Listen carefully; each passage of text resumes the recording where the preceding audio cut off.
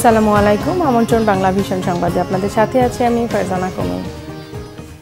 যারা আজ ভারত বিরোধিতার নামে আন্দোলনের ইস্যু খোঁজার চেষ্টা করেছেন তারা আবারও ভুল পথে হাঁটছেন বলেছেন আওয়ামী লীগের সাধারণ সম্পাদক ওবায়দুল কাদের। দলের ৭৫তম প্রতিষ্ঠা বার্ষিকী উপলক্ষে বাইসাইকেল র্যালির উদ্বোধন করে তিনি কথা বলেন। ঢাকার উত্তর সিটি কর্পোরেশন আয়োজিত অনুষ্ঠানে ওবায়দুল কাদের বলেন, আওয়ামী লীগ কোনো পাল্টাপাল্টি কর্মসূচি দিচ্ছে না। প্রতিষ্ঠা বার্ষিকী উপলক্ষে বছর জুড়েই নানা কর্মসূচি থাকছে। বাংলাদেশের স্বাধীনতা এনেছে আওয়ামী লীগ, তাই দেশের স্বার্থ বিসর্জনের প্রশ্নই আসে না। শেখ হাসিনা দেশের স্বার্থ বিকিয়ে দিয়ে কারোর সাথে বন্ধুত্ব করেন না বলেও মন্তব্য তার। তরুণ সমাজকে আওয়ামী লীগে যোগ দেওয়ার আহ্বান জানান তিনি। পরে বাইসাইকেল র্যালির উদ্বোধন করেন ওবায়দুল কাদের। র্যালিটি মানিক মিয়া এভিনিউ থেকে শুরু হয়ে সংসদ ভবনের দক্ষিণ গেট, আগারগাঁও হয়ে ৩২ নম্বরে বঙ্গবন্ধু ভবনে এসে শেষ হয়। বিএনপি বা বিরোধী দল তাদের কর্মসূচি পাল্টাপাল্টি কোনো কর্মসূচি আমরা নিতে যাচ্ছি না। আমাদের কর্মসূচি আগেই ঘোষিত হয়েছে বছরব্যাপী। যারা আজকে প্রতিদিনই ভারত বিরোধিতার নামে আজকে আন্দোলনের ইস্যু খোঁজার চেষ্টা করছে, তারা আবারও ভুল পথে হাঁটছে। ঠাকুরগাঁওয়ে ৮০ কোটি টাকা ব্যয়ে ৭টি নদী ও একটি খাল খনন করা হলেও সঠিক পরিকল্পনা আর তদারকির অভাবে অল্প সময়েই নদীগুলো আগের অবস্থায় ফিরে গেছে। নদী খননে কাজের কাজ কিছুই হয়নি, বরং টাকার অপচয় হয়েছে বলে অভিযোগ এলাকাবাসীর। সংশ্লিষ্ট কর্তৃপক্ষ বলছেন, ভূগর্ভের পানির ব্যবহার বাড়ায় পানির স্তর নিচে চলে যাচ্ছে, ফলে খনন করা নদীতে পানি থাকছে না। ঠাকুরগাঁও প্রতিনিধি খোদা বক্স ডাব্লুর তথ্য ও ছবিতে রিপোর্ট। ঠাকুরগাঁও জেলায় নদ নদী রয়েছে ১৪টি।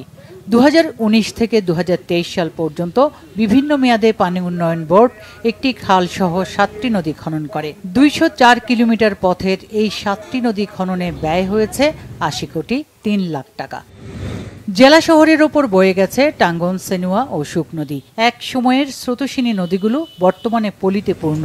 শুকনো মৌসুমে হয় ধান চাষ। আমরা ভাবছিলাম যে বালুটা উঠাইলো আমাদের উপকার হবে, আর পানিগাঞ্জি বর্ষার দিনে মনে হয় উঠবে না। ফুরের দুই পাশে যে বালুগুলা ভরাট করলো, বালুগুলাও নাই। যে নদী আগের নদী আছে। আমরা আতঙ্কের মধ্যে আছি এখনো মানুষগুলা। নদীগুলোর নামমাত্র দায়সারাভাবে খনন করা হয়েছে বলে অভিযোগ এলাকাবাসীর। যেই বোল্ডারটা দিত বোল্ডারটাও দিল না, মাটিও নাই। সরকার যে এত টাকা খরচ করতেছে কোনো লাভ হচ্ছে না। এখন আমরা ওই যে ভাষণ যে ডুববে আমাদের বাড়িঘর। যখন যেই সরকার থাকে সেই সরকারের দলের যে লোক আছে তারাই আপনার মেজর অংশটা তারাই নেতৃত্ব দেয়, তারাই করে। নদী খনন আর এই মাটির কাজ, এটা আমাদের বাংলাদেশের যে কোনো ডিপার্টমেন্টে বলে এর একটা মানে গ্যাপ, এর একটা ফাঁক আছে। সরকারের নদী খননের উদ্যোগটি কাজে আসছে না বলে মনে করেন জেলার বিশিষ্টজনরা। নিশ্চয়ই পানি উন্নয়ন বোর্ড কর্তৃপক্ষ এর সঙ্গে যুক্ত রয়েছেন। তারা এই ব্যাপারটি সুষ্ঠুভাবে তদারকির মাধ্যমে যদি খনন কাজটা করতেন তাহলে এটা এলাকার জন্য একটা সুফল বয়ে আনতে পারত। ভরাট নদীগুলো খননের উদ্যোগ নিয়ে দ্বিতীয় পর্যায়ের প্রস্তাব পাঠানো হয়েছে বলে জানায় পানি উন্নয়ন বোর্ড। ঠাকুরগাঁও জেলায় আমাদের যে সাধারণ ভূমির স্তর সেটি ৬০ মিটার পিডব্লিউডি, যেটা হচ্ছে সমুদ্রপৃষ্ঠ থেকে ৬০ মিটার উঁচুতে। এই কারণে ঠাকুরগাঁও জেলার যে পানিগুলো আছে সেটা খুব দ্রুত নেমে যায়, ফলে ঠাকুরগাঁও জেলার পানির স্তর দিন দিন নিচে নেমে যাচ্ছে। নদী রক্ষায় ও পানি প্রবাহ ঠিক রাখতে সুষ্ঠু পরিকল্পনার পাশাপাশি নামমাত্র খননে জড়িতদের বিরুদ্ধে ব্যবস্থা নেওয়ার দাবি সবার। Bangla vision news desk. যুক্তরাষ্ট্রের প্রেসিডেন্ট নির্বাচন পূর্ব মুখোমুখি বিতর্কে জাতীয় ও আন্তর্জাতিক বিষয়ে পাল্টাপাল্টি যুক্তি খণ্ডন করলেন প্রতিদ্বন্দ্বী জো বাইডেন ও ডোনাল্ড ট্রাম্প। বাইডেনের আপত্তিকর মন্তব্যে সাময়িক উত্তেজনা দেখা দিলেও বিতর্ক হয়েছে অর্থনীতি, অভিবাসন, স্বাস্থ্যসেবা সহ বিভিন্ন বিষয়ে।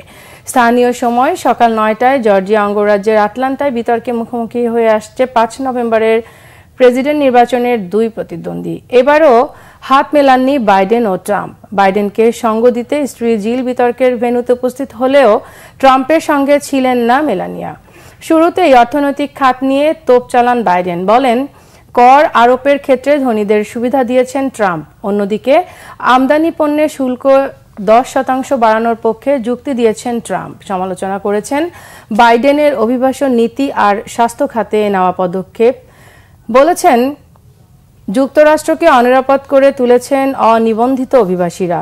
ট্রাম্পের দাবি, বাইডেনের আমলে অভিবাসীদের থাকা খাওয়া অনেক সুবিধা দেওয়া হলেও অবসরপ্রাপ্ত ও প্রয়াত সেনা সদস্যরা অবহেলিত। এ সময় ট্রাম্পের প্রতি বাইডেন আপত্তিকর মন্তব্য করলে বিতর্কের সাময়িক উত্তেজনা দেখা দেয়। গাজা যুদ্ধ প্রসঙ্গে বাইডেন দাবি করেন তার প্রস্তাবিত যুদ্ধবিরতি পরিকল্পনায় রাজি হয়েছে সকল পক্ষ।